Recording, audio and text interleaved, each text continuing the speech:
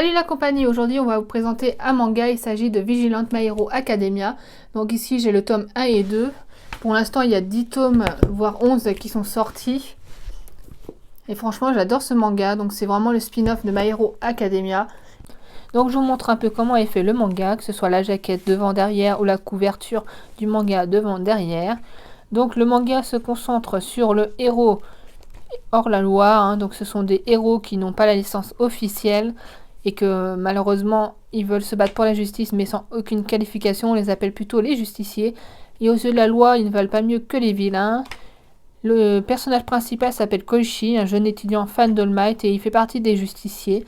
Il utilise son alter glissade pour rendre service autour de lui, ramasser les ordures, aider les passants à faire leurs courses, ou alors les protéger, mais malheureusement il n'a pas un alter très puissant, donc il fait souvent chou blanc. Ça part d'un bon sentiment et pourtant ses activités sont illégales puisque lorsqu'il utilise son alter sans autorisation sur la voie publique, c'est interdit. Et il a déjà failli se faire arrêter par la police et aussi par les héros officiels. Donc son sens de la justice l'amène à former une équipe improbable avec un grand costaud amateur de bagarre qui s'appelle Knuckle Duster et une jeune chanteuse avide de gloire qui s'appelle Popstep, mais son vrai nom c'est Kazuo Hanayama. Et il y a là un petit béguin pour Koichi, parce qu'il y a une petite romance on voit dans le manga.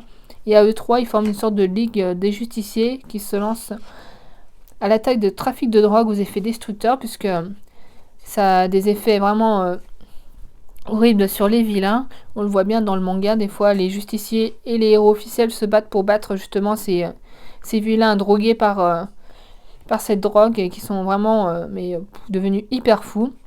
Donc les héros, ils agissent en respectant la loi, mais eux, la seule devise des justiciers, c'est la fin justifie les moyens.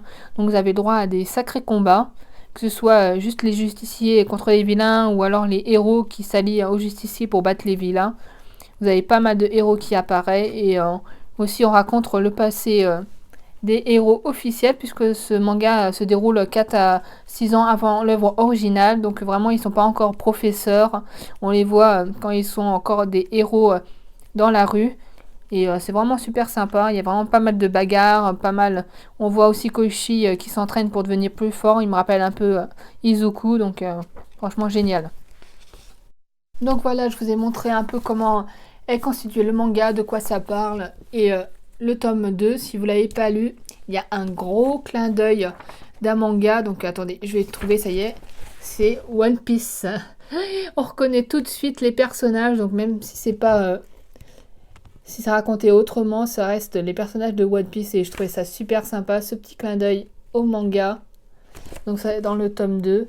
C'est vraiment très très intéressant, cette histoire de justicier, de vilain, le passé des héros, puisque toute l'histoire se passe avant 4 à 6 ans avant l'œuvre originale. Donc on a vraiment le passé et aussi certains héros qu'on ne voit pas forcément dans l'œuvre originale, puisqu'on a le passé de Aizawa, donc ses anciens collègues, ses anciens camarades de classe. Donc c'est vraiment super intéressant. Donc je vous le conseille à 100%. Il est vraiment très très bien. Si vous avez aimé My Hero Academia, je vous conseille celui-ci.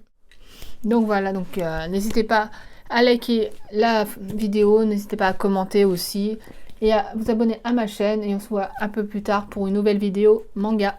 Allez, bye bye.